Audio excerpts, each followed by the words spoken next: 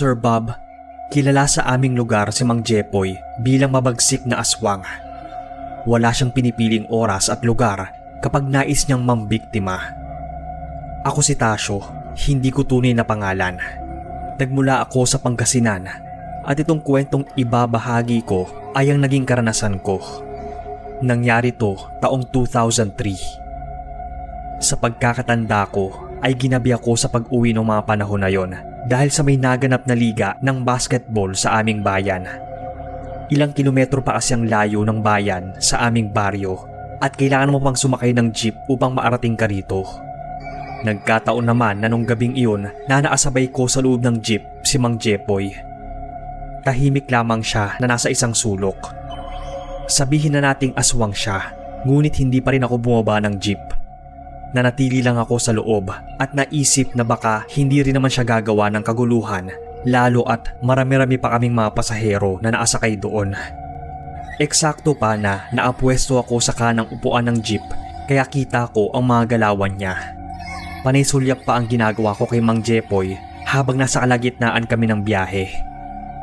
Nakatulala lang siya at nang sundan ko kung sino ang tinitingnan niya ay ganun na lamang ang pagkabigla ko nang bumungad sa akin ang babaeng buntis na naangiti pa habang tila nagte-text gamit ang dikipad pa nitong cellphone. Ang kaninang mahinahong mukha ni Mang Jepoy ay unti-unting mababakasan ng pagkabagsik. Pansin ko na unti-unti ring namula ang mga mata niya at bigla na lamang siyang naglalaway. Halos tapat kasi yung ilaw sa loob ng jeep kay Mang Jepoy kaya kita ko ang ekspresyon niya. Hindi pa man tuluyang nakatayo si Mang Jepoy ay nakarinig na ako ng sigaw na nagmula sa isang may kalakihang lalaki na katabi ng buntis. "Huwag ka na magtangkad lumapit kung ayaw mong pasabugin ko yung ulo mo," babala ng lalaki kay Mang Jepoy. Bahagya pa nitong ipinakita ang kanyang baril kay Mang Jepoy kaya napaayos ito sa kanyang pagkakaupo. Doon ko na lang napagtanto na hindi lang pala ako ang nakatingin kay Mang Jepoy kundi maging ang mga taong nakakakilala sa kanya. Hindi rin naman ito nagtagal sa jeep dahil kaagad siyang pumara at bumaba. Mabuti naman at umalis na siya. Akala ko itutuloy niya ang balak niya eh. Narinig ko pang bulong-bulungan ng ilang mga pasahero. Nang tuluyan ng maababa sa jeep si Mang Jepoy ay doon ako nakahinga ng maayos. Napasulyap pa ako sa babaeng buntis na katabi ng lalaki. At doon ko nga napansin ang suot nitong unipormeng pampulis. Kinalabasan ay tatay pala siya ng buntis na babae. Nang dahil sa ginawa ni Mang Jepoy ay naging laman siya ng usap-usapan sa jeep na yon. Pangalan na lamang ni Mang Jepoy ang narinig ko hanggang sa tuluyan akong maababa sa jeep. Halos hindi pa nga ako maatulog ng gabing iyon kakaisip sa nangyari. Naisip ko na kung wala yung tatay ng buntis sa babae na isa palang pulis, marahil ay may mabibiktima na naman si Mang Jepoy. Kahit papaano ay nag-iwan din sa akin yon ng aral. Nang dahil sa naganap, iniiwasan ko nang umuwi ng masyadong gabi sa takot na baka muli kong makasabay si Mang Jepoy sa jeep. Makaraan ng ilang linggo ay nabalitaan ko na lang na namatay na raw si Mang Jepoy. Ayon sa kwento, isang lasing ang tumaga sa kanya nang magtangka itong pumasok sa bahay ng babaeng buntis. Mabuti na lang daw at may nag-iinuman sa harapan ng bahay ng babaeng buntis, kaya kaagad na narinig ng mga ito ang kanyang sigaw. Sa kabutihang palad ay wala namang nangyaring masama sa buntis at sa anak nito. Ayon sa isa sa mga nag-iinuman ay naabutan daw nila si Mang Jepoy na naadagan na sa babaeng buntis. Kaya kaagad nila itong inawat at pinagtulungan. Isa raw sa kanila ang kumuha ng itak at nang makahanap ng tamang tiyempo ay sa kanila tinaga si Mang Jepoy. Nagwawala raw kasi ito at tila hindi maawat kahit na marami sila. Hindi ko na alam kung anong sumunod na nangyari. Ang huling balita ko ay diretsong sinunog daw ang bangkay ni Mang Jepoy. Maliban doon, wala na akong nabalitaan pa sa aming lugar. Dahil makalipas ang isang buwan ay lumuwas kami ni Mama pa Maynila dahil nabigyan siya ng oportunidad na makapagtrabaho doon. Sumunod naman sa amin sa Maynila si Papa makaraan ng ilang buwan. Nagpatuloy na nga ako sa pag-aaral dito sa Manila. Ngunit hindi na rin ako nakapagtapos dahil maaga kong nabuntis ang girlfriend ko. Sa kasalukuyan ay pamilyadong tao na ako at namamasukan bilang isang manager sa isang fast food restaurant. Sa tuwing naaalala ko ang nangyari doon sa probinsya namin sa Pangasinan ay hindi ko maiwasan na mangilabot. Lalo na kapag naaalala ko ang mabagsik na figura ni Mang Jepoy.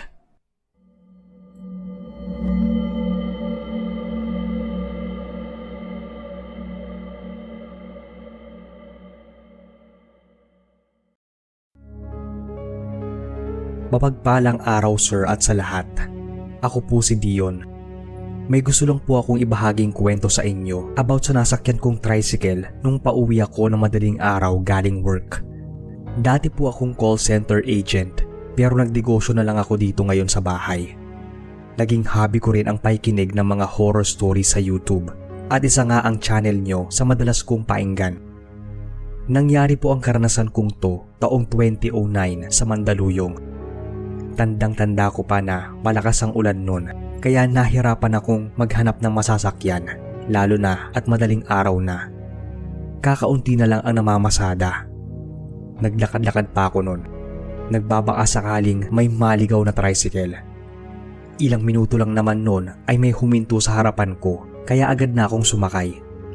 Sinabi ko na lang sa trike driver yung lugar na bababaan ko at napapikit na ako. Sobrang antok na kasi ako noon, pati na rin ang katawan ko, kaya ang bilis ko ngang nakaidlip. Nagulat pa ako noon nang biglang huminto yung tricycle. Napalingon ako sa driver. Saglit akong kinilabutan dahil nakita kong wala itong ulo. Napahiyaw pa ako noon at napatakip ng bibig. Maya-maya pa ay nagsalita yung driver na ikinagulat ko. Dahan-dahan naman akong lumingon sa kanya at nakita kong may ulo na ito. Napatikhim ako noon para matanggal yung bara sa lalamunan ko. Tinanong ko yung driver kung bakit siya huminto. Tinanong niya kung hindi ko raw ba nakita yung matandang tumatawid. Ang bagal nga daw kaya ang tagal naming nakaalis. Nagtaka ako dahil wala naman akong nakitang may tumawid na matanda. Tinanong ko pa nga kung sigurado ito. Pinagpilitan niyang meron kaya hindi na ako naipagkulitan pa noon kahit sobrang kinikilabutan na ako. Dagdagan pa na ang ginaw ng mga oras na yon. Panaka-naka akong tumitingin sa mukha ng driver. Nasiguro ko naman noon na namalikmata lang ako nang makitang wala siyang ulo. Ligtas naman akong nakarating sa tinutuluyan ko. Nang makabayad at pagtalikod ko sa driver ay bigla namang may malamig na hangin na dumaan sa likuran ko. Agad akong napalingon at saktong paalis na yung tricycle driver. Ganun na lang ulit yung panlalaki ng ulo ko nang makitang wala na namang ulo yung driver ng tricycle na sinakyan ko. Dali-dali na ako nung pumasok sa nirrentahan ko. Nagbo-board lang kasi ako noon. Hindi ako gaanong nakatulog sa mga nakita ko, lalo na tungkol dun sa sinabi ng driver na may nakita siyang matandang tumatawid.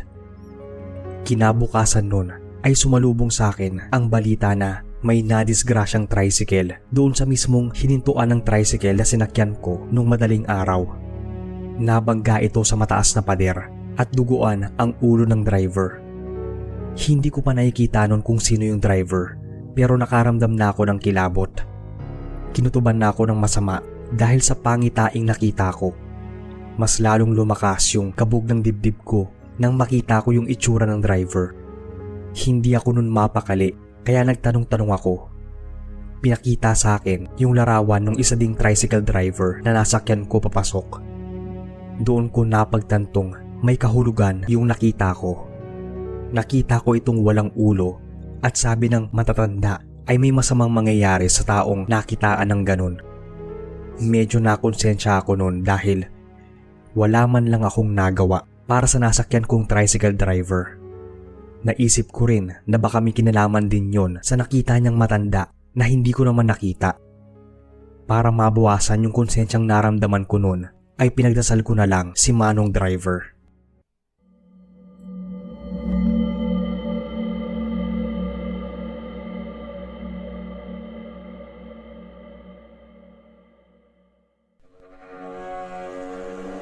Tawagin niyo na lang po akong Paul. Bale, college days po ito. Umuwi ako noon sa amin sa Quezon. Mahilig ako sa mga last trip na bus kasi pagdating sa amin ay konti na lang ang sakay. Bale papunta sa bayan namin yung dadaanan na zigzag road. Sa gitna ng zigzag road, may waiting shed. Huminto muna dun yung bus tapos may sinakay na babae. Umaambon pa nun kaya may puting tela sa ulo yung babae na sumakay. Nasa dulo ako ng bus no nakapwesto tapos siya naman ay umupo sa may gitna. Hindi na naniningil yung konduktor pag doon sumasakay at sa ganong oras pa ng trip kasi malapit na naman sa final bus stop yun. Kumbaga, tulong na lang dun sa mga naghihintay ng may masakyan sa may zigzag road.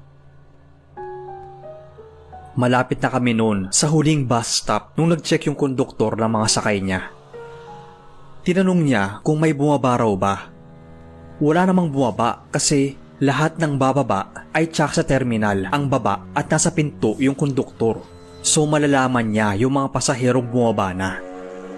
Natanong niya yon kasi wala yung babae na sumakay kanina sa may zigzag road.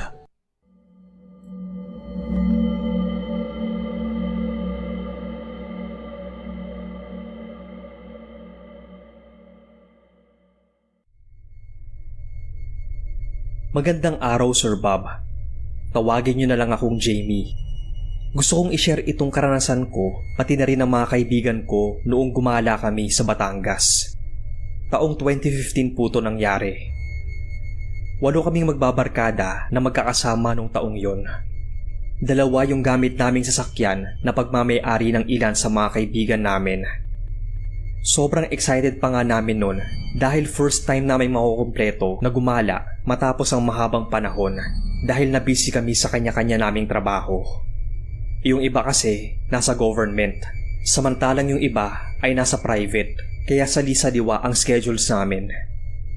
Mabuti na nga lang nung mga panahon na yun ay nagawan namin ng paraan para magka-bonding naman kami.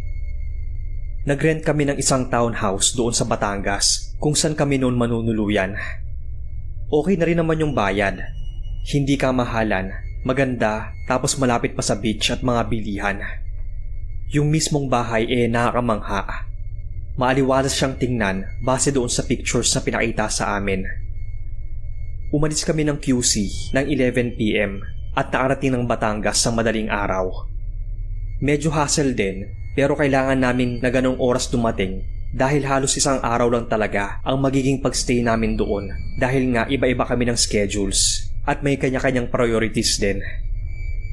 Medyo tago yung townhouse. Pagdating namin doon ay sinalubong kami ng isang caretaker. Binigay niya sa amin yung susi tapos tinur kami sa bahay. Matapos yun ay iniwan na niya kami at sinabihan na i-text na lang siya kung may kailangan kami. Malapit lang naman daw yung bahay niya doon. Maayos naman yung lugar. Dahil madaling araw ay hindi ko masyadong natanaw kung maganda yung view sa may terrace. Pero sa loob mismo ng bahay at mga kwarto, maganda naman siya. Nagkanya-kanya muna kami ng pahinga. Yung isa naming kaibigan na si Tina ay alam naming may third eye. Nagsabi siya na may nararamdaman siya sa bahay at mabigat daw yung pairamdam na yon. Sa katunayan, marami raw siyang nararamdaman na mga espiritong naninirahan doon. Yung isa naming tropang si Jason, sinabihan siya na itigil muna yung mga multo-multo at mag-focus muna sa gala namin. Napangiti na lang si Tina. Sinabihan ko siya na wag na masyado mag-alala sa mga multo kasi tingin ko naman ay hindi kami sasaktan ng mga iyon. Sinabi ko rin na nandoon kami para mag-bonding at magsaya. Tumango na lang siya. Ang sabi pa nga niya ay isipin na lang niyang parang wala siyang third eye sa buong gala namin. Simula dati pa ay sanay na kami kay Tina. Never pa naman kaming nakakaranas ng masama kapag nakakaramdam si Tina. Dahil madaling araw kami dumating at mga 8 magsisimula ang activity namin, ay nagpahinga muna kaming lahat at nagkanya-kanya ng tulog. Mahimbing ang tulog ng lahat nang biglang may narinig kaming mga nabasag na pinggan sa kusina. Agad yun pinuntahan ng iba naming tropa. May nabasag daw na mga 3 pinggan siguro. Ang masama roon ay kami ang magbabayad ng lahat ng masisira sa bahay habang nandoon kami. Hindi rin namin alam kung paano, sino o anong hayop ang nakabasag nun. Nakakapagtaka rin dahil nasa loob yun ng mga lagayan. Para mabasag yun ay dapat may tao o kung sino munang kukuha ng mga yun at ibabagsak. Pero tulog naman kaming lahat at sarado din naman yung mga bintana at pintuan. Nilinis na lang namin yun. Pagkatapos ay bumalik na kami sa pagtulog. Kinabukasan, pinag-usapan namin yung nabasag na pinggan. Sabi ko baka may pusa lang na dumaan kaya nahulog yung mga pinggan. Yung isa naman naming kaibigan na si Joy, may sinasabi na masamang pangitain daw yun. Ang sabi naman ni Jason, wala lang yun. Huwag daw namin takutin ang mga sarili dahil kami lang daw ang gumagawa ng mga kinakatakot namin. Ang dapat daw naming isipin ay magsaya dahil minsan lang daw naman yun mangyari na magkakasama kami at magkasundo ng schedule. Sumang-ayon naman ang iba. Pero pansin ko si Tina na tahimik. Medyo may ideya na ako. Pero kinausap ko pa rin siya at tinanong. Ang sabi niya, baka yung mga kaluluwang nandito yung may gawa nun.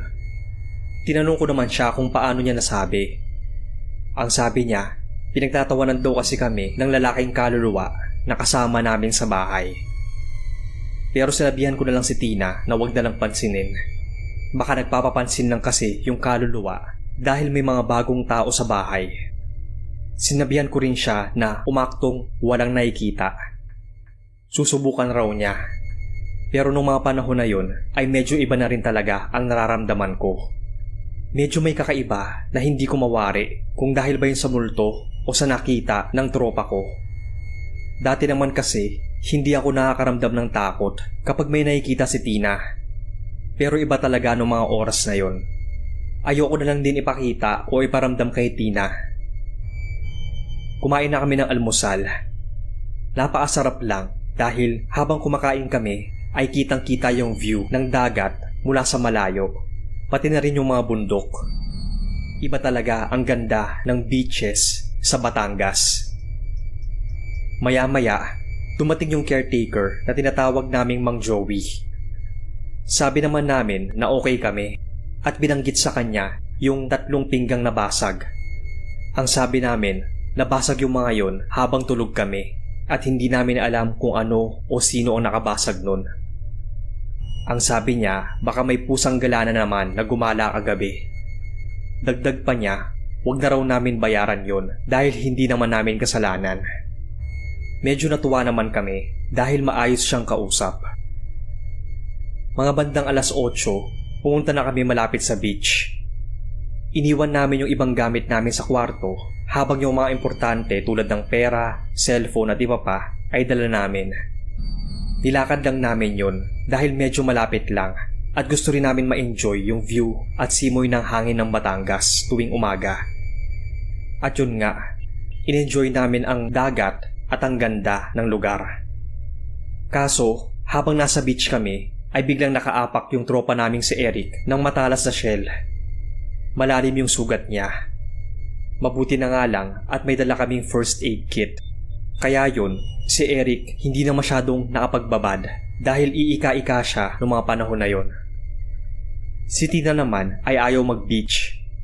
Wala raw siya sa mood. Kinausap ko siya. Ang sabi niya, may isang kakaibang multo ang sumusunod sa kanila. Lalaki raw yun at parang nag-e-enjoy siyang sumama sa amin. Muli, sinabihan ko siya na mag-enjoy na lang at huwag masyadong isipin yung multo na nakikita niya. Hinila ko siya at nagtampisaw sa tubig. Mabuti na nga lang at nayaya ko si Tina at kahit papaano napag-enjoy naman siya. Matapos naming maligo, bumalik na kami sa bahay para magbanlaw. Yung ibang tapos na magbanlaw ay naisipang pumunta sa bilihan ng pagkain. Ako, si Tina at Eric ay naiwan. Samantalang yung iba ay umalis para bumili ng mga kain namin. Kinumusta ko si Eric kung maayos na siya. Ang sabi niya, okay na daw siya at medyo wala na yung sakit sa paa. Si Tina naman ay hindi pa rin mapakali. Sabi niya, hindi raw siya komportable sa bahay na yon. Dahil doon, nagsama-sama na lang kaming tatlo sa sala. Hindi na humihiwalay sa amin si Eric dahil sa takot sa sinabi ni Tina. Ako naman, tinatapangan ko. Kasi noong mga oras na iyon, medyo naawa ako kay Tina. Bigla niyang sinabi na sumunod daw pa uwi yung lalaking multo mula sa beach at kasama namin siya sa sala ngayon. Makalipas siguro ng 1 oras ay nakabalik na yung mga kasamahan namin. Nagluto at nag-ihaw sila. Kami naman ay nag-ayos sa terrace ng mga lamesa at upuan. Maganda kasi ang view doon, kaya doon kami kumakain. At yun nga, kumain na kami. Masarap yung mga niluto ng mga tropa namin. Matapos nga noon nag-inuman pa kami, nagkantahan at nagsayawan. Tapos nagbibiruan pa kami at nagkwentuhan ng tungkol sa mga nakaraan. Napakasaya lang talaga nung gabing iyon at saglit kong nakalimutan yung kakaibang nararamdaman ko at yung kinuwento ni Tina. Mga bandang 9:00 ng gabi nang magpaalam si Tina na matutulog na. Hinayaan ko na siya para na rin makapagpahinga, pero nag-aalala pa rin ako sa kanya dahil sa mga nakikita niya. Kami naman ng ibang tropa ay pinagpatuloy ang pagsasaya. Nang biglang matapik ni Eric yung mga kakaibang nararamdaman ni Tina. Tumahimik sila at nakinig sa kanya. Matapos siyang magsalita ay nagkwento na nga rin ako ng ilang mga sinabi sa akin ni Tina at ang nararamdaman ko. Ang sabi naman nila hayaan na lang kasi kahit dati pa naman ay ganoon na si Tina na laging nakakakita. Magsaya na lang daw kami at huwag masyadong magpa-apekto. Dapat nga raw ay lubusin na namin dahil uuwi na kami bukas. Kahit ako na walang third eye ay takot ng mag-isa. Kaya kapag magsi-CR ako, ay nagpapasama ako sa iba. Iba kasi talaga ang pakiramdam ko. Medyo mabigat na hindi ko maipaliwanag. Mga bandang 1:00 ng madaling araw nung natapos sa aming mag-inuman at pumasok na sa kanya-kanyang tulugan. Katabi ko si Tina. Gising siya nung tinabihan ko. Sinabi niya sa akin na nakatingin sa amin yung lalaki. Kanina pang araw yun nakatayo at tinititigan lang siya habang natutulog. Nagtaasa ng mga balahibo ko. Narinig din yun ng 2 naming kasamang babae sa kwarto, kaya't nagsiksikan kaming 4. Takot na takot rin sila sa mga sinabi ni Tina. Kinabukasan, binalik na namin ang susi kay Mang Joey. Tiningnan niya si Tina at tinanong kung ba't daw parang masama yung pakiramdam niya. Ang sinabi na lang namin ay pagod lang. Inayos na namin ang mga gamit at pinasok sa sasakyan. Kasama namin sa loob ng sasakyan si Eric at yung isa naming tropang lalaki na si Boyet na siyang magdadrive, habang yung iba naman ay sa sasakyan ni Jason. Umalis na kami. Natulog muna kami ni Tina dahil pareho kaming puyat dahil sa nangyari nung madaling araw. Mabuti na rin at nakaalis na kami doon. Yun pa ang nasa isip ko dahil sa takot sa mga nakikita ni Tina. Mga 1 oras din ang nakalipas nang magising kami. Si Tina, napansin kong nakatingin doon sa isang kotse ng tropa namin. Tinanong ko siya kung bakit. Ang sabi niya, sumama daw yung lalaking kaluluwa sa amin. Tinanong ko kung nasaan. Ang sabi niya, nasa likuran daw banda ng sasakyan ni na Jason. Sinabi ni Eric na mag-stop over muna kami. Ayaw namin ipaalam kina Jason yung nakita namin dahil ayaw namin silang mag-alala at matakot. Sinabi namin na magmerienda muna kami. Pero ang totoo, ginawa namin yon para makapagpagpag na rin at baka sakaling hindi na kami masundan ng multong lalaki. At yun nga, kumain kami sa may malapit na kainan. Hindi pa rin mapakali si Tina. Alam namin ni na Eric at Boyet kung bakit ganoon. Nagtataka naman sina Jason, pero ang sabi namin, masama lang ang pakiramdam kaya hayaan na lang. Matapos yun, natapik nung isa naming kaibigang babae yung sinabi ni Tina noong madaling araw na nakatingin daw yung lalaki habang natutulog kami. Sinaway ko sila. Sabi ko na tama na ang takutan dahil tapos na ang gala namin. Matapos namin kumain ay bumalik na kami ng sasakyan. Tinanong ko pa si Tina kung nakikita pa niya yung lalaking multo sa kabilang sasakyan. Ang sabi niya, hindi na niya makita, pero nararamdaman pa rin niya ang presensya. Ang sabi ko naman, baka kasi nandito lang sa paligid namin, kaya umalis na lang din kami agad. Habang nasa loob kami ng kotse, sabi ni Tina na sa palagay niya ay alam ni Mang Joey na may kaluluwa sa bahay. At alam ng caretaker na sumunod sa amin yung lalaking multo, pero hindi kami binalaan. Marahil dahil gambala rin yun doon sa pinag-istayan namin. Medyo nainis ako, pero wala naman na kaming magagawa dahil nakaalis na kami. At mukha namang umepekto ang pagpag dahil wala na sa sasakyan ni na Jason yung lalaki. Mga 10:00 ng umaga, napansin ko si Tina na nakatulala sa salamin sa harap ng kotse. Tinanong ko siya kung bakit. Nilabas niya yung cellphone niya, tapos nag-type. Ganito yung pagkakabasa. Lumipat yung lalaki dito sa kotse natin. Nasa likod lang natin siya at nakangiti. Nagtayuan ang mga balahibo ko sa katawan. Nanlamig at nanginig sa takot nang mabasa ko yung tinype ni Tina. Ayoko rin lumingon. Sobrang nakakatakot kasi dahil alam kong nasa likod lang ng parte ng kotse yung lalaki. Hindi ko alam ang gagawin. Naghawak kamay na lang kami. Tapos pinabasa namin sa kasamahan namin yon. Nanlaki na lang yung mga mata ni Eric at muntikan pa nga kaming mabangga dahil nagulat din si Boyet sa nabasa niya. Grabe yung takot ko habang bumibiyahe kami. Nag-type ako ng nandyan pa siya, tapos pinabasa ko kay Tina. Nag-type siya na alam niyang pinag-uusapan natin siya. Sobrang nangilabot na ako nun, lalo pat alam namin na nasa likod lang namin siya. Muli ay nag-stop over kami at sinabi namin na magsi-CR muna. Nagpapanik na kaming 4 sa paglabas. Nakita kami ng mga kasamahan namin. Akala nga nila, ihing-ihi na kami.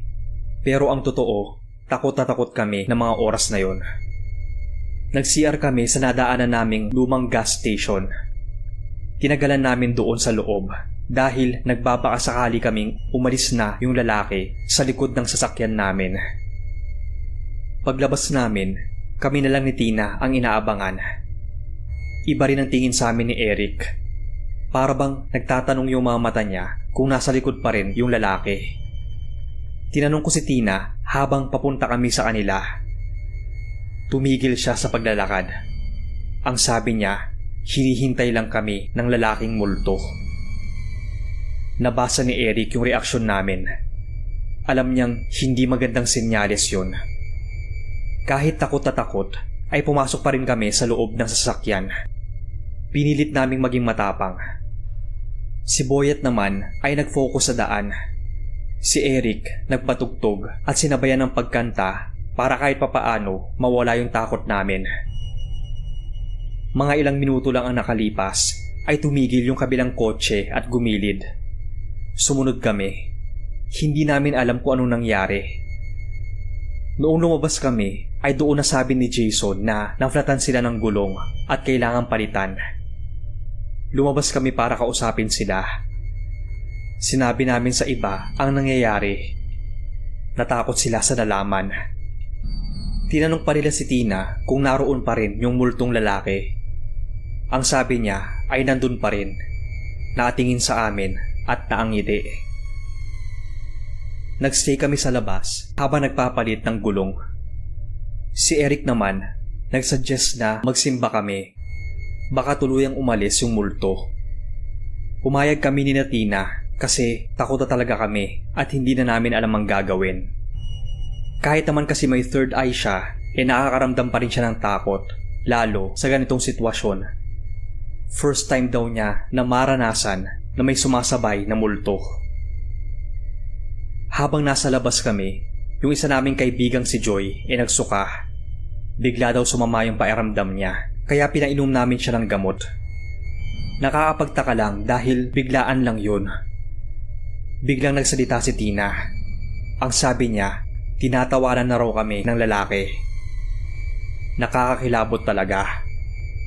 Ang hinala pa namin, yung lalaking yun ang malas sa trip at biyahe namin pa uwi. Kaya mabigat ang pakiramdam ng iba sa amin. Kaya nasugatan si Eric ng malalim sa paa nung nasa beach. Kaya biglang nagkasakit si Joy at biglang naflatan yung gulong. Tapos balisa pa ang pakiramdam namin. Lahat yun ay sinisi namin dun sa lalaking multo. Nang matapos ang pagpapalit ng gulong ay sumakay na kami sa kotse. Mabuti na nga lang at malapit na kami sa bandang QC. Pinapunta kami ni Eric doon sa may simbahan sa may kilala niyang pare. Mga bago magtanghali yun nang pumasok kami sa simbahan para magdasal. Ipinagpanalangin ko talaga na sana lubayan na kami ng lalaking multo dahil hindi ko na nagugustuhan ang mga nangyayari sa amin habang tumatagal. At sana maging safe kami. Matapos yun, pumunta si Eric dun sa office ng pare na kakilala niya. Habang hinihintay siya, kinulit ni Jason si Tina kung nandun pa yung lalaki. Ang sabi niya, nandun pa rin at mukhang walang balak na umalis. Ayaw kaming tigilan. Maya-maya, lumabas na ang pare kasama si Eric. Nagtanong agad si Father kung nasaan na yung sasakyan. Nung pinuntahan namin ay blines niya at nag-usal siya ng mga dasal. Pinayuhan niya rin kami na palaging magdasal bago umalis habang nasa biyahe at kapag pauwi na para maiwasan ng mga masamang espiritu na balak kaming pagtripan. At mas maganda raw kung sama-sama kaming magdadasal para mas malakas. Alam din ni Father na nakakakita si Tina. Sinabihan niya rin ito na laging magdasal at kung maaari ay huwag nang masyadong pansinin o huwag maipagtitigan sa mga nakikita na kaluluwa dahil maaari talaga siyang sundan dahil alam nila na bukas ang third eye niya. Pwede rin naman daw niyang ipagdasal yung mga kaluluwang iyon o kaya sabihan na huwag siyang susundan. Malas lang namin dahil malakas ang trip nang sumama sa biyahe namin pa uwi. After ma-bless ni Father yung sasakyan ay nawala na raw yung lalaking multo. Gumaan na rin yung pakiramdam ni Tina. Pati si Joy hindi na naaramdam ng sakit. Wala na rin akong nararamdamang kakaiba. Matapos ang nangyaring iyon, sa mga sumunod na gala naman ay lagi na kaming nagdadasal. Malaking tulong din siya para maibsan yung takot namin at walang sumunod na ibang kaluluwa. Ang malungkot lang sa nangyari ay medyo nahihiya na si Tina na sumama sa amin. Sobrang bihira na lang siyang magpakita kahit na madalang lang din kaming lumabas. Baka daw kasi maulit yung nangyari. Kaya nakakamiss rin na kasama siya kapag gumagala. Magdotropa pa rin naman kaming lahat hanggang ngayon. Sa kabila ng busy naming schedules, ay gumagawa kami ng paraan para maapagkita minsan. Salamat sir sa oras na mabasa ang aking kwento at sana ay mainarit nyo to sa inyong channel. Mag-iingat po ang lahat at God bless.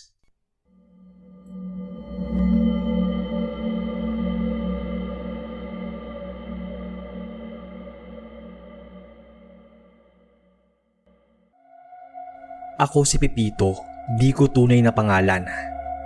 Lagi kong inaabangan boss ang inyong kwento, kaya naisipan ko na rin magbahagi ng aking kwento na naranasan ko sa Antique. Maraming taon na rin ang nakalipas nang mangyari ito. At nung mga panahon na yon ay bata pa talaga ako. Mga 8 taong gulang. Pero naaalala ko pa rin ang mga nangyari noon. Maaga akong naulila sa ama. Kaya tanging kami lang ni Mama ang magkasama sa buhay. Mula Iloilo ay bumiyahe kami noon ni Mama sakay ng Ceres patungo sa Antique, lugar na pinagmulan ng mama ko. Sa pagkakatanda ko ay magbabakasyon kami noon ni Mama kina Lola Esmeralda. Nang maarating kami sa babaan ng Ceres ay lumipat kami ni Mama sa jeep. May kalayuan kasi ang lugar ni na Mama. at nangangailangan pang sumakay ng jeep o di kaya ay tricycle bago maarating sa lugar nila. Paagat na ang dilim. Tanging tunog o ingay lang ng mga sasakyan ang tanging maririnig. Kung babalikan ang nakaraan, ay sobrang dami pa ng mga puno ang nakahilera sa daanan doon sa Antique. Nasa kalagitnaan kami noon ng mahaba-habang biyahe nang bigla na lamang may kung anong mabigat na bagay na bumagsak sa jeep. Ilang saglit pa ay narinig kong nagsisigawan ang mga kasama naming pasahero.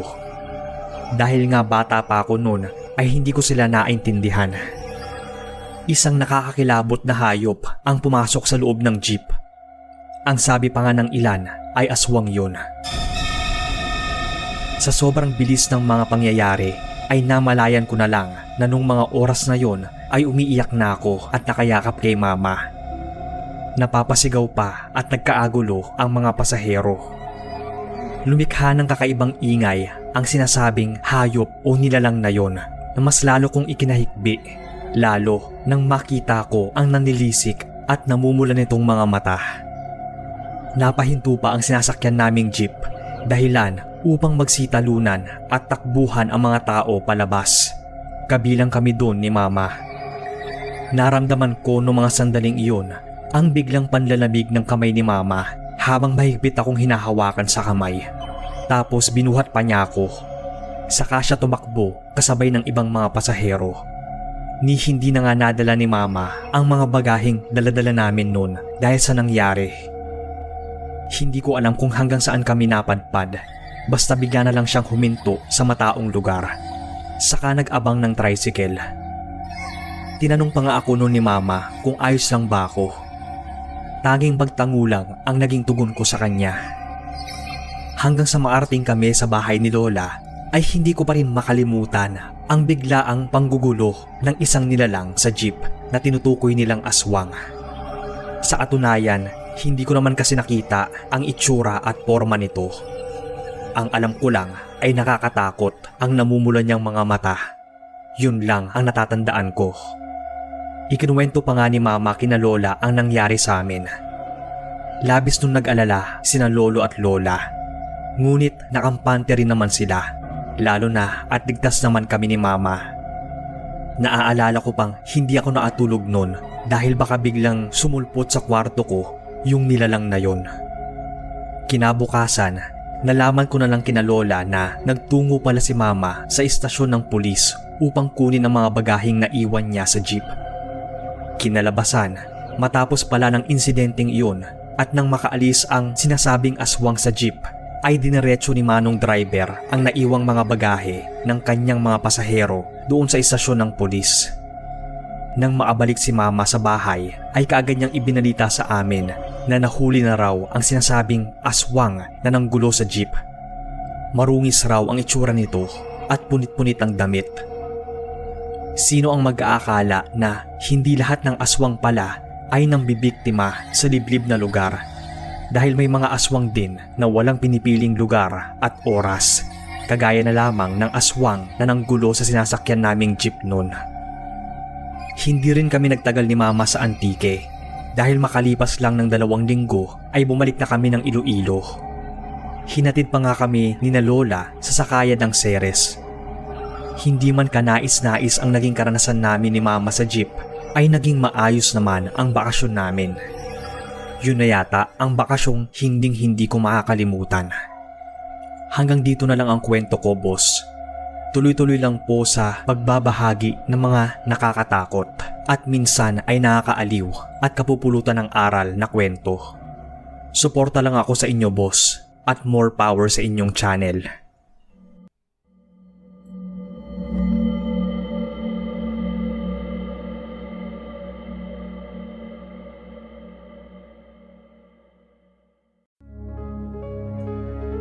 Tawagin niyo na lang akong Boboy, silent listener ng inyong channel. May karanasan po akong katatakutan na gusto kong ikwento. Kasama ko noon ang 3 kong tropa na sina Ann, Lian at Mark. Buntis noon ang isa naming tropa na si Chin na asawa naman ng best friend kong si Art. Nasa ibang bansa noon si Art at itong si Chin ay nasa kasagsagan ng kanyang paglilihi. Kaya nang mag-crave ito ng siniguelas ay agad kaming bumili para sa kanya. Malayo kasi ang bahay nila sa bayan. Nangyari ang nakakatakot na karanasan namin nung ihatid namin sa baryo nila ang hinihingi niyang siniguelas. Mga bandang 8:00 na siguro ng gabi yun. 4 kaming naghatid. Hiniram ko pa noon yung tricycle ng tatay ko para masakyan namin. Malayo-layo din kasi yon sa kanila. Hindi pa sementado noon ang kalsada at sobrang malubak. Wala rin gaanong ilaw sa mga posting naroon, kaya medyo kinikilabutan daw si Ann. Nang papunta na kami, sobrang dilim din kasi ng daan. Palayan at talahiban ang nasa gilid. Maayos naman naming nahatid noon ang pinaglilihian ni Chin. Pero nung pauwi na kami, doon na nangyari yung katatakutan. Namatayan kami ng makina ng tricycle nang makalagpas kami sa barangay hall ng baryo. Pinagtulungan namin ni Mark na paandarin yung tricycle. Panay naman ang reklamo ni Lian dahil ang creepy daw ng lugar at sobrang tahimik pa. Nang mapaandar namin ang tricycle, ay agad na kaming sumakay para makaalis na ng lugar na yon. May madadaanan pa kasi kaming sementeryo, kaya binilisan ko na lang ang pagpapatakbo. Nagtaka lang ako noon dahil parang dumoble yung bigat ng sakay ko. Nasa harapan nakasakay si Ann at Lian. Nasa likuran ko naman si Mark. Pero parang may nakasakay pa sa likuran ng tricycle. Yung parang may ibang umangkas doon. Sinabi ko noon sa kanila na bumigat yung tricycle. Hinampas pa ako ni Lian. Tigilan ko raw ang pananakot sa kanila dahil kinikilabutan na nga sila sa lugar. Pero ganun na lang ang gulat namin nang biglang tumili si Ann. Bigla tuloy akong napapreno. Paghinto ay tinanong ko siya kung napano siya, pero panay ang takip ng mukha niya. Pailing-iling pa siyang naiiyak. Pinaandar ko ulit yung tricycle at nang may makita akong ilaw sa isang poste, doon ako huminto. Tumigil na rin si Ann sa kakatili. Niyugyug na siya ni Lian nun dahil takot na rin ito. Panay mura naman ni Mark dahil ayaw pang sabihin ni Ann kung anong nakita niya. Paulit-ulit niyang tinatanong si Ann kung napano ba ito. Naiinis na rin ako dun at nakakaramdam ng konting takot, pero panayaya niya na umuwi na kami. Nang maarating na nga kami sa bahay ni Ann ay muli namin siyang tinanong. Doon na niya kinuwento yung nakita niya. Pagsabi ko raw na bumigat yung tricycle ay napatingin daw siya sa salamin. Kitang-kita daw niya na may 2 taong nakaangkas sa likuran ng trike. Hindi na raw niya nagawang lingunin pa dahil inunahan na siya ng takot. Nanlamig na daw yung batok niya nun. Kahit si Lian ay naramdamang parang may tao sa likuran niya. Ang nakapagtataka pa nun, sir, ay bigla na lang din gumaan yung trike nang ihinto ko yon sa poste na may ilaw. Kinuwento namin yon kay Chin sa group chat namin. Mukhang naangkasan na raw kami ng mga nagmumulto doon banda sa barangay hall. Kinilabutan na lang kami dahil doon, lalo na nang sabihin nilang marami raw talagang mga ligaw na kaluluwa doon sa madilim na bahagi ng lugar nila. Somewhere in Quezon Province po to nangyari, sir. Ito lang po muna ang kwento ko. Sana ay mabasa ninyo.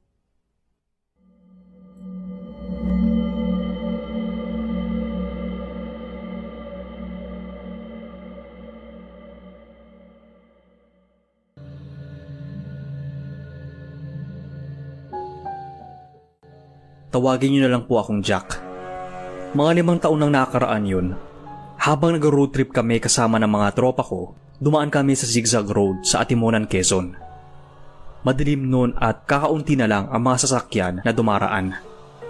Nagbibiruan pa kami ng mga kasama ko habang nasa loob ng sasakyan.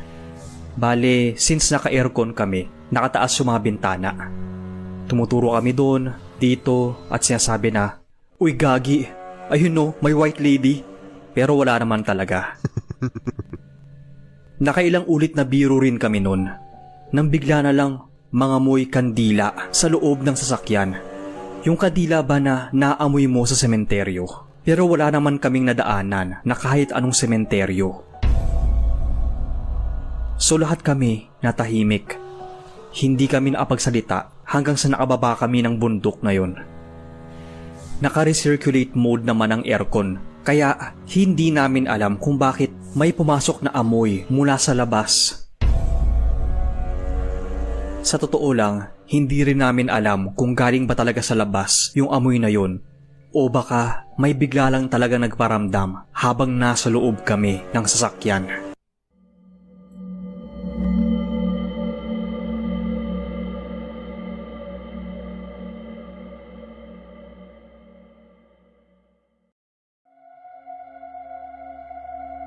Magandang araw sa iyo, Sir Bob, at sa lahat ng mga tagapainig ng inyong channel. Tulad ng ibang nagbabahagi ng kanilang kwento, itago niyo na rin ako sa pangalang Jericho, isang jeepney driver.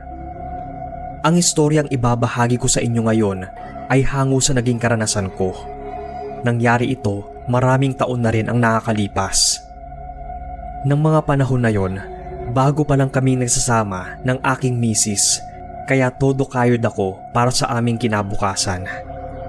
Sa pagkakaalala ko, umuulan ng gabing iyon. Kaunti lang ang mga sakay kong pasahero at hindi nagtagal, isa-isa na rin silang bumaba. Habang tumatagal ay mas lalo ring lumalakas ang ulan, kaya napagpasyahan ko na rin na umuwi na lamang.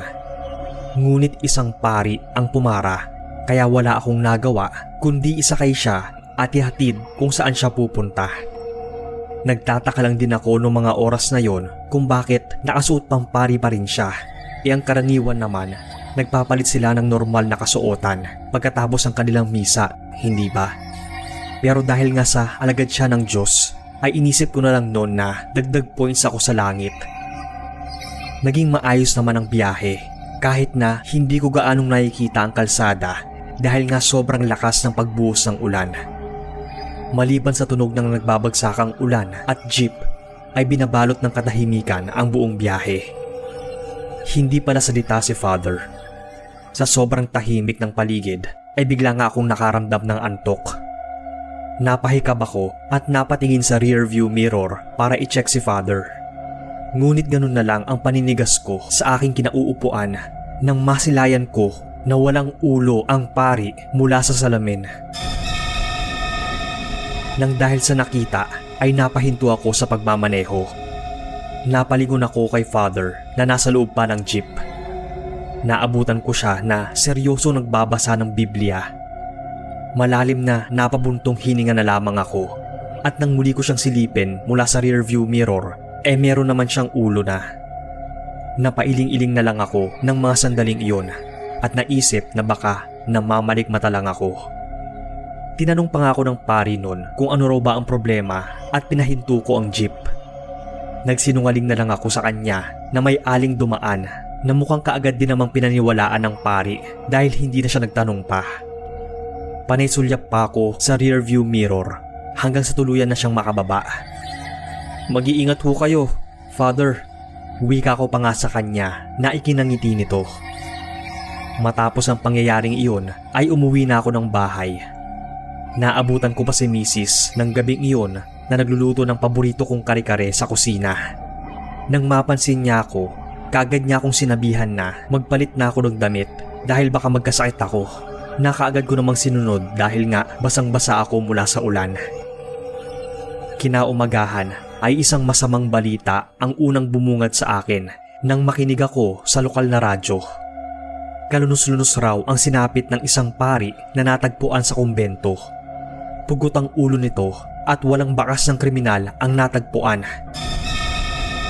Nabigla pa ako nang banggitin na kung saang kumbento nangyari ang krimen. Muli kong naalala ang nakita ko sa rearview mirror ng jeep nung gabing iyon nung nakita kong pugot ang ulo ng pasahero kong pare. Nakumpirma ang kutob kong yun nung dumating ako sa trabaho bago mamasada. Ang pari nga na sumakay sa jeep ko nung gabing iyon ang tinutukoy sa radyo. Halos hindi ako maapaniwala dahil sa mga nangyari. Hanggang sa kasalukuyan ay misteryo pa rin sa akin kung bakit bigla kong nakita ang pasahero kong pari ng gabing yun na pugot ang ulo. Ang sabi nila, pag nakita mo raw na walang ulo ang tao, dapat balaan mo siya at sabihin sa kanya na sunugin ang suot niyang damit para hindi matuloy ang kung anumang kapahamakan ang pwedeng mangyari sa kanya.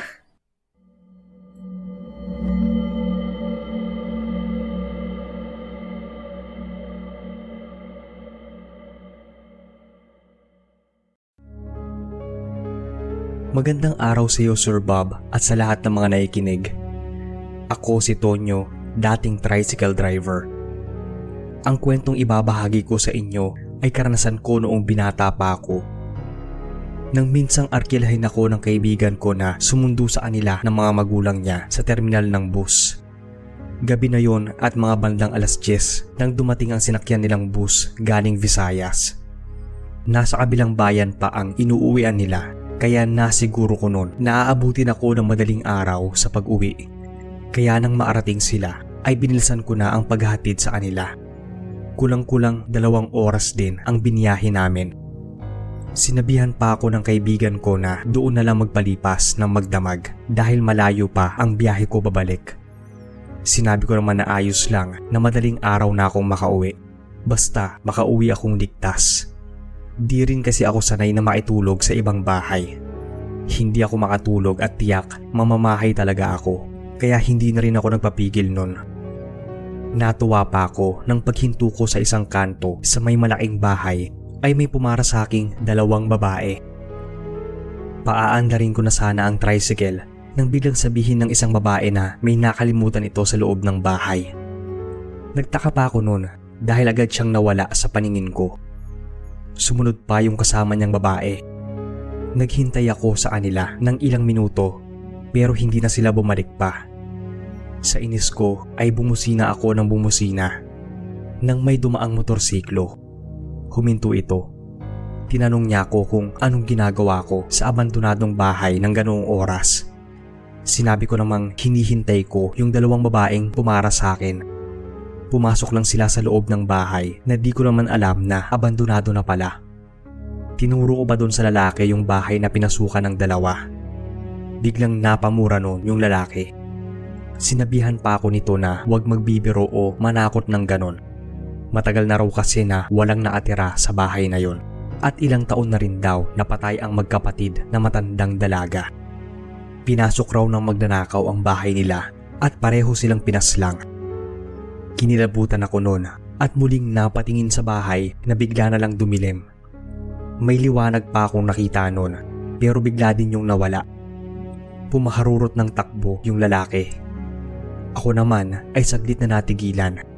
Hindi pa kasi gaanong pumasok sa isip ko noon ang nasaksiyan ko. Saka ko lang napagtanto na hindi na tao ang nakita ko kundi mga multo nang maalala kong bigla nga silang nawala sa paningin ko. Napaharurot na rin ako ng tricycle na sakay ko. Sumunod na karanasan ko ay nang minsan namang gabihin ako sa pag-uwi. Nakipag-inuman ako noon sa bahay ng tropa ko at di ko namalayan yung oras. Inabot na ako ng mga bandang 11:00 noon at may tama na rin ang alak pero malakas ang loob ko na kaya ko pa. Nang mapadaan ako noon sa may palayan ay bigla na lang parang lumamig ang hangin. May naramdaman akong parang may gumagalaw sa may palayan. Ang bilis nga noon. Kinilabutan ako dahil inisip ko na baka malaking ahas o kaya naligaw na buhaya. Iba na talaga ang pakiramdam ko noon at nagsimula nang magtayuan ang mga buhok ko sa batok at braso. Para kasing naasunod pa sa akin yon. Narinig ko na lang noon na habang nagmamaneho ako ay may bumagsak sa bubong ng tricycle ko. Umalog kasi at bigla na lang bumigat.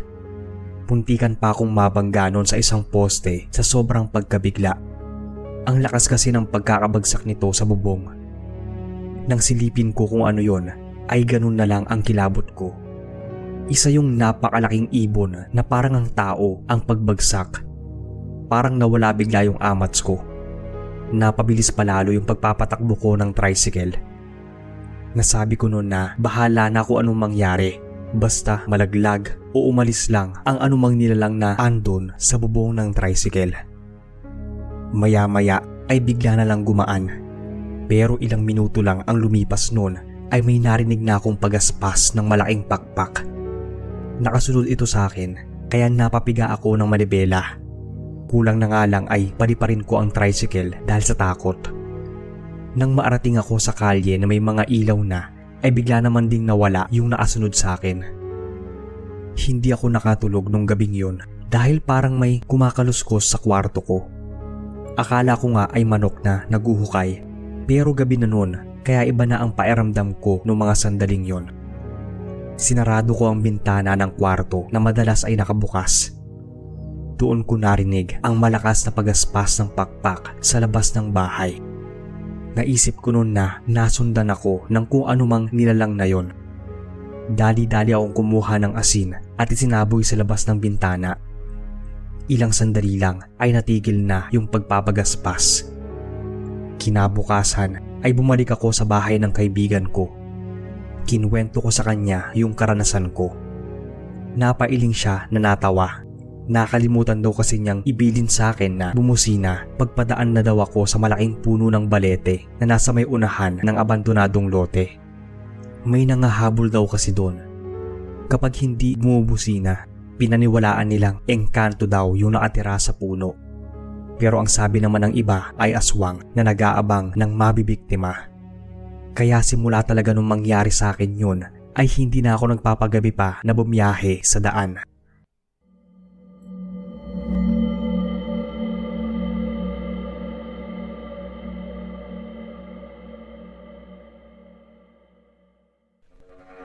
Ako po si Nisa. Galing kami sa isang bar sa Pasay ng 6 ko pang mga kaibigan. Alauna na yon ng madaling araw at nag-decide na kami na umuwi. Isa-isa na kaming sumakay sa loob ng van. Sa harapan ako umupo, katabi ni Gus, yung driver at owner ng van. Bago niya patakbuhin ang sasakyan, ay sabi niya mag-group selfie muna kami. So, nilabas niya ang cellphone niya, itinaas ito at nagsiksikan kami para kumasya sa shot. Habang nakatimer yung camera niya, ay may nakita akong babaeng nakaupo sa seat sa likod ko lang. Malapit siya sa pintuan ng van, katabi ng isa kong kaibigan na babae. "Hoy, Nisa, anong itsura mo dito? Ba't para ka nakita ng multo?" Sigaw ng isa kong friend nung tiningnan nila yung picture namin. Tapos ay nagtawanan sila. Ako naman ay nakitawa na lang din. Pagkatapos nun ay bumiyahe na kami, pero nararamdaman ko pa rin yung presence ng babaeng multo sa likuran ko. Naglakas loob ako na tingnan siya, kaya't lumingon ako sa likod. Medyo maikli ang buhok niya na parang gupit pang lalaki. Hindi ko maaninagan ang mukha niya dahil nakatungo siya. Pero ang malinaw lang sa akin ay yung mga braso niya na puno ng dugo. Puno ito ng dugo dahil puno ito ng laslas. "Gus, mag-stop over muna tayo sa 7-Eleven ah. Nasusuka kasi ako eh," ang sabi ko. So huminto nga muna kami sa isang 7-Eleven na nadaanan namin. Bumaba silang lahat. Ako naman nagpaiwan saglit. Nung ako na lang mag-isa sa van, lumingon ako sa likod at hinarap ko ang multong babae. "Bababa tayong lahat, pati ikaw," ang sabi ko sa kanya. Ngunit nakita ko siyang umiiling. Umiiling lang siya habang nakatungo pa rin. Bumaba na ako ng van. Nagstay kami ng mga almost 30 minutes sa 7-Eleven. Nung pagbalik namin ng van, wala na yung multong babae. Hindi ko na kinuwento sa mga kaibigan ko ang nasaksihan ko dahil baka matakot lang sila o kaya ang isipin nila ay epekto lang yan ng alak. Pero ang totoo, minsan talaga ay nakakaramdam at nakakakita ako ng mga hindi nakikita ng mga ordinaryong tao.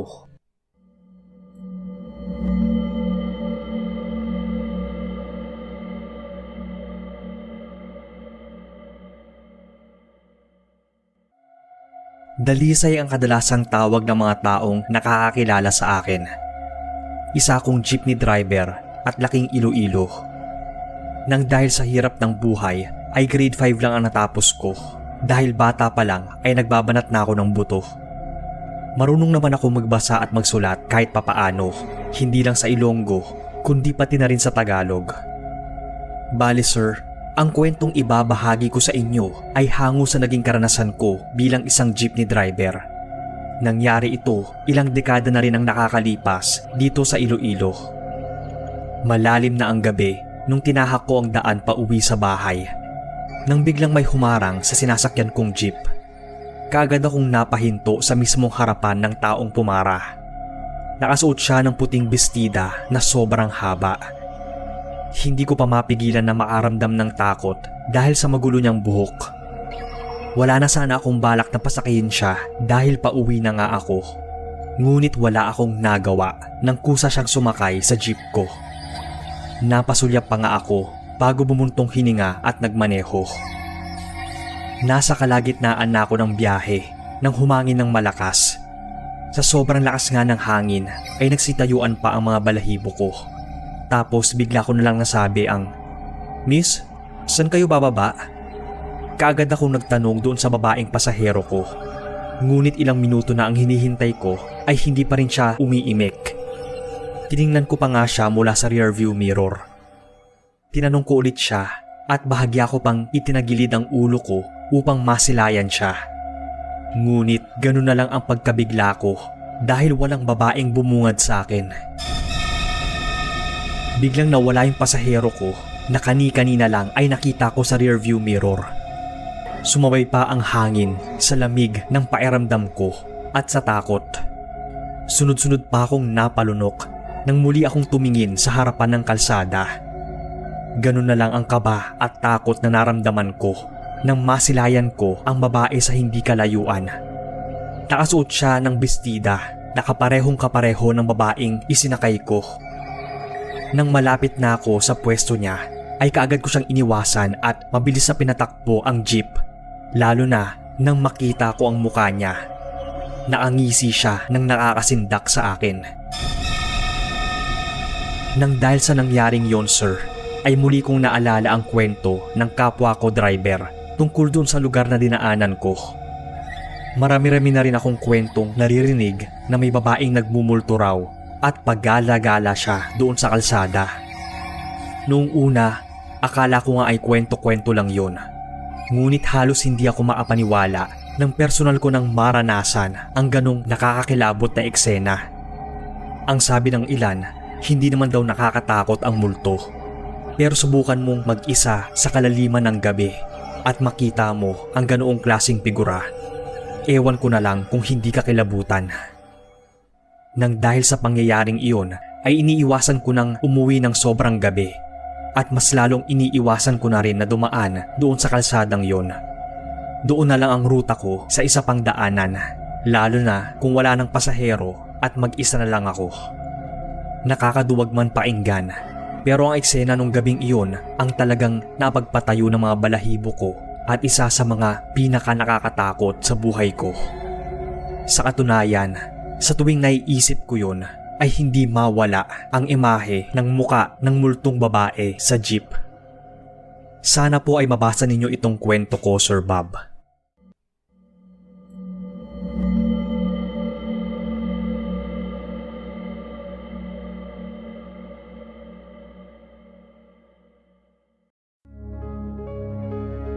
Madalas, sa pelikula lang talaga ako nakakakita at nakakanood ng mga katatakutan. Ni sa hinagap ay hindi ko naisip na makakaranas ako nito. Ako si Mimi at itong kwentong i-share ko sa inyo ay tungkol sa naging karanasan ko nang minsang umuwi ako sa baryo ng nanay ko. Sa may Bicol region po to na hindi ko na lang sasabihin eksakto kung saang probinsya. Hindi ko akalain noon na gagabihin ako sa pag-uwi sa baryo ni nanay dahil na rin sa tagal ng biniyahe ko at umulan pagdating ko ng terminal ng jeep. Pagbaba ko ng jeep ay muli naman akong sasakay ng tricycle papasok sa mismong kanto nila. Medyo makitid na ang daan doon. Mapuno na rin sa tabing daan. Sabi sa akin ng driver noon kung di lang daw kulang ang pang-boundary niya dahil matumal ang pasahero ay hindi niya raw ako ihahatid doon kina nanay. Umulan lang kasi noon kaya naging matumal ang biyahe niya. Hindi na lang ako nagtanong noon kung bakit dahil tinatamad ako makipagkwentuhan. Hinayaan ko na lang si manong driver na magsalita. Maya-maya noon ay sinabihan niya ako na huwag ko raw papansinin ang anumang makita o marinig ko. Nagtaka pa ako noon kung bakit niya nasabi yon. Pero tumahimik lang ako at di na nagtanong. Pagod na kasi ako noong mga oras na yon at gusto ko na lang maarating at maapagpahinga mula sa mahabang biyahe. Hindi ko na pinansin noon ang sinabi ng driver. Kaya nang makarinig ako ng iyak ng isang babae ay agad kong sinabi sa kanya. Sinabi niyang hayaan ko lang daw yon. Pero nang may makita akong babae sa may unahan ng maikling tulay, ay tinuro ko pa yon sa kanya. Baka kako, yun yung babaeng umiiyak at gusto lang makisakay. Sinabihan niya akong huwag ko raw tingnan at pansinin. Sinunod ko naman ang sinabi niyang huwag itong pansinin. Pero yung huwag kong tingnan ay hindi ko nasunod. Kaya ganun na lang ang takot ko nang makita yung muka ng babae. Ang totoo po ay wala akong nakitang muka nito. Literal na walang muka na nagdulot sa akin ng matinding takot. Napapikit ako ng mariin nun at pinabilisan ko pa sa driver ang pagpapatakbo.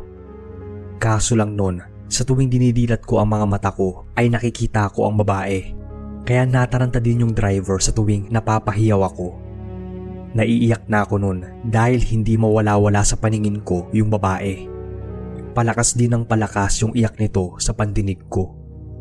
Sinisipa ako nun ng driver dahil tiningnan ko daw kasi yon. Hindi na raw ako nun lulubayan. At ganun nga ang nangyari. Dahil ilang minuto na kaming nagbabiyahe ay hindi pa rin kami nakakarating sa pupuntahan ko. Paulit-ulit kong nakikita yung nakakatakot na babae at parang hindi na rin kami umaalis sa lugar na yon. Sabihin ko daw noon kay manong driver kung madadaanan daw namin ulit yung babae. Kahit takot na takot ako noon ay nilakasan ko ang loob ko. Nang makita ko ulit yung babae ay sinabi ko sa kanya. Bumusina siya ng ilang beses at doon nagtuloy-tuloy na ang biyahe namin. Pagkahinto ng trike sa tapat ng bahay ng nanay ko na lola ko ay nagmamadali na akong kumatok sa pinto. Nagulat pa nga noon yung tiyahin ko nang pagbuksan ako. Bakit hindi raw ako nagpasundo na lang sa kanila? Halos 10:00 na ng gabi nang makarating. Kinuwento ko sa kanila yung nangyari at lalo silang nag-alala. Doon daw sa tulay na yon ay may tinapong babae at nagpaparamdam daw yon sa ginagabi ng daan doon. Minsan pa daw ay umaangkas yun. Buti na lang ay hindi na yun sumunod pa sa amin, kundi ay baka hindi raw ako nun patulugin. Kinuhanan nila ako nun ng ilang sinulit sa damit at sinunog para daw hindi na ako masundan ng kaluluwa ng babae. Marami pa silang kinuwento sa akin tungkol dun sa babaeng nagpapakita sa lugar na yon. Pero next time ko na lang po ipapadala yung kwento na yon. Maraming salamat po sa pagbabasa.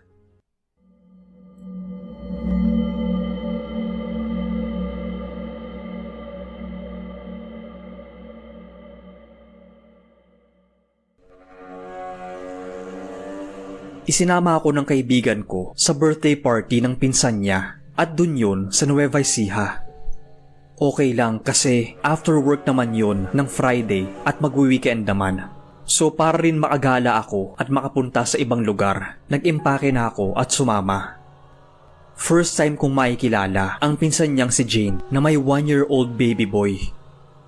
Bumiyahe na kami from Ortigas papunta sa Nueva Ecija.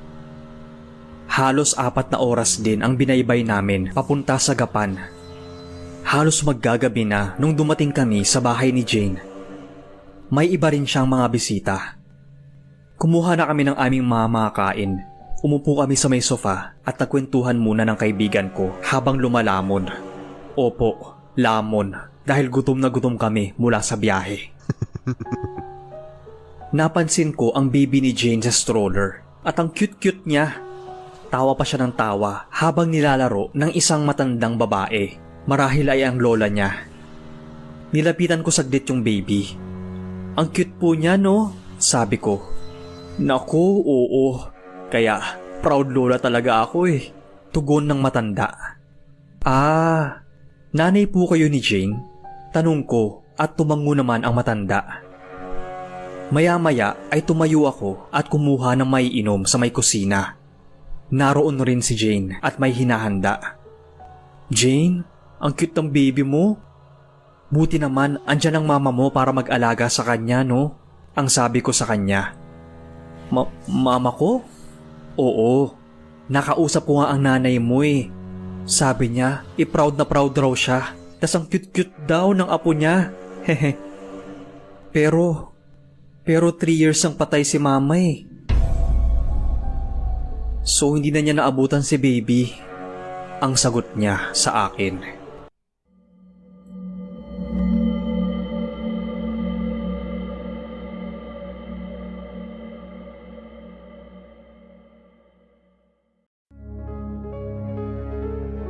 Hello po sir.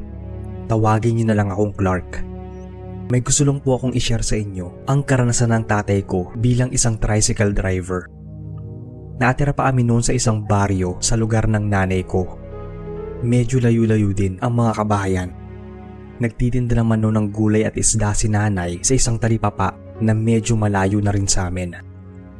Nasa elementary pa lang ako noon. Sa tuwing sinusundo ni tatay si nanay ay sumasama ako sa kanya.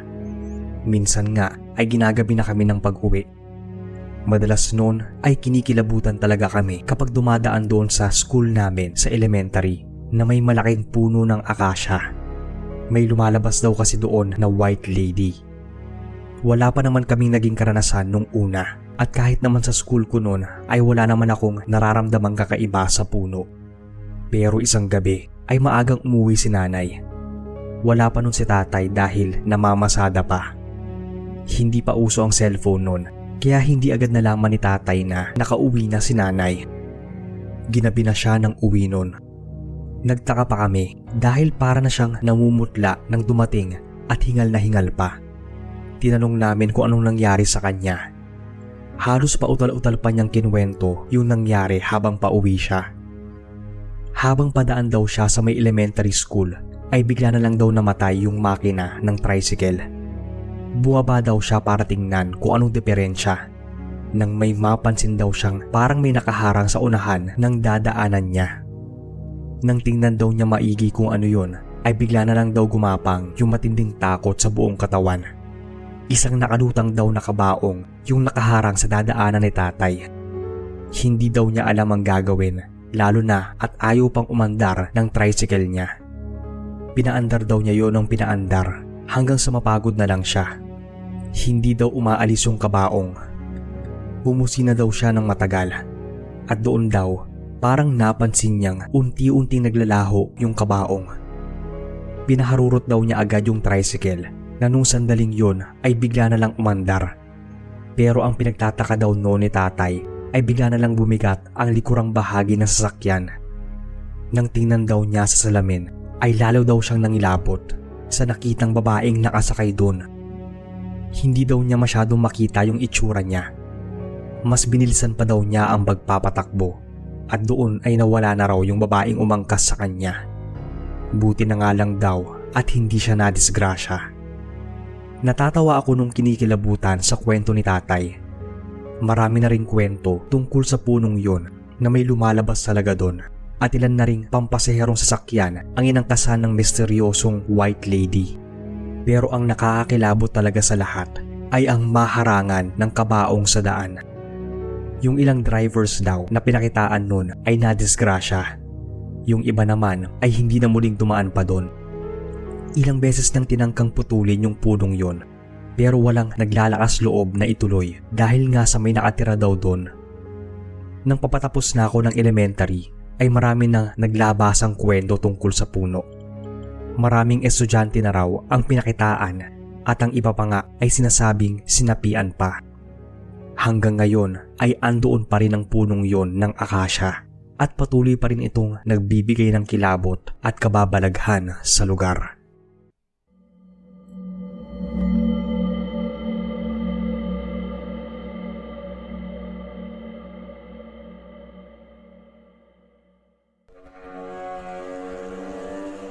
Magandang gabi po sa lahat. Tawagin niyo lang po akong Calix. Hindi ko masasabing open ang third eye ko. Siguro oo, kasi may pagkakataon na may nararamdaman at nakikita akong kakaiba. Pero kadalasan ay binabaliwala ko lang. Minsan ko lang naman makita ang mga bagay na iyon at hindi ko akalain na makikita ko sila. Gusto ko lang i-share itong isang kwento ko. Umakyat kami sa Baguio. Bale noon, sobrang palabarkada ko. Bale yung isang tropa kong ito sa Baguio na nakastay. Inaya niya kami. Sabi mag-celebrate tapos kainan, inuman, jamming at kung ano pa. So kaming apat na iba ko pang mga tropa na taga Pangasinan, go naman. Kaya nagbasta kami at bumiyahe papuntang Baguio. Bale yung bahay pala ng tropa naming may birthday malapit kung saan yung Diplomat Hotel na haunted doon sa Baguio. At yun nga, mga hapon na kami nakarating nun. Marami siyang bisita Pero nagkasiyahan pa rin kami. Chibugan, inuman, tapos nagkantahan, jamming, tapos may mga chicks. Pero ang focus namin syempre, yung pag-iinom at yung barkada naming may birthday, di ba? Nagkakasiyahan na nga kami at medyo malapit na magmadaling araw. Sa totoo lang, siksikan na yung pamilya, mga kamag-anak at ibang mga kaibigan ng aming tropa at doon na nga rin natulog yung iba. Since hindi na nga kami kasya na maitulog pa, sabi ko maghahanap na lang kami ng malapit na hotel. Tapos kita-kits na lang bukas para gumala sa Baguio. So ayun na nga. Napagpasyahan naming 4 na magbabarkada na umalis na at maghanap ng malapit na matutuluyan o mga inn. Marami naman kasi yan sa Baguio. Yung iba sa amin medyo nakakatulog na nga. Yung iba lasing na ata pero kaya pa naman. Ako medyo tinamaan na pero kaya pa. Ayaw rin namin magpaumaga doon kasi medyo nakakahiya rin sa pamilya ng tropa ko. Nagpaalam na nga kami na mauuna na at bukas na lang. Pagkatapos ay nag-abang na kami ng taxi. Dahil nga pamilyar ang kwento sa may Diplomat Hotel at malapit ang bahay na kinatitirikan ng tropa namin doon ay medyo madalang ang mga taxi na dumadaan. Kaya naman ay napagpasyahan na lang namin na maglakad hanggang makarating sa highway kung saan marami ang taxi na dumaraan. At para maagalaw-galaw at mahimasmasan rin mula sa dami ng nainom. Pababa na kami ng kalsada. Nang biglang sa nadaanan namin ay may isang malaking puno. Madilim sa banda roon kasi walang kailaw-ilaw. Nang biglang sa isang poste ay naaninagan ko ang isang puting babae na malapit sa punong iyon. Hindi ko na ito pinansin dahil ayokong matakot ang mga kasama ko. Ako kasi medyo sanay na. Ang tanging sinabi ko lang sa kanila ay huwag silang lilingon. Hindi na sila nagtaka pa at dumiretso na lang ng lakad. Nang makalagpas na kami doon sa baba ng Diplomat, ay nakita kami ng bola na tumatalbog sa may kalsada. Hindi namin alam kung saan galing yun. Tumatalbog-talbog yung bola nang biglang may sumulpot na batang lalaki na nasa 4 o 5 taon na yata. Nakaputi ito. Pagkatapos ay unti-unting naglaho yung bata at yung bola. Sa takot ay binilisan namin ang paglalakad. Tumakbo na kami hanggang sa maarating na kami malapit sa highway. Paikot kasi ang daan doon. Nang malapit na kami ay may naasalubong kaming isang lalaki naman. Nakaputi siya at nakaslacks. Ngunit napansin namin na wala siyang muka. Parang normal lang siya na naglalakad. Samantalang kami ay dahil sa hilakbot ay nagtakbuhan nung nasa highway na kami. Kanya-kanya kaming para ng taxi. Pagkatapos ay sumakay na.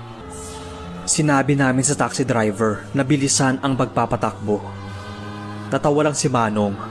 Marahil ay alam rin niya kung ano ang mga nakita namin doon sa daan mula sa Diplomat Hotel. Hindi naman po talaga ako matatakutin sa mga ganito dahil nasabi ko nga na medyo nasanay na rin ako dahil minsan na nga rin ako nakakakita ng mga kababalaghan. Siguro ay nadala rin ako ng takot dahil nakita rin yun ng mga tropa ko at kakaiba ang lamig at bigat sa Baguio na nakadagdag sa gimbal namin. Isa lang po to sa marami kong mga experiences. Ikukwento ko na lang po yung iba sa susunod. Marami pong salamat sa pagbabasa at mag-ingat po tayong lahat.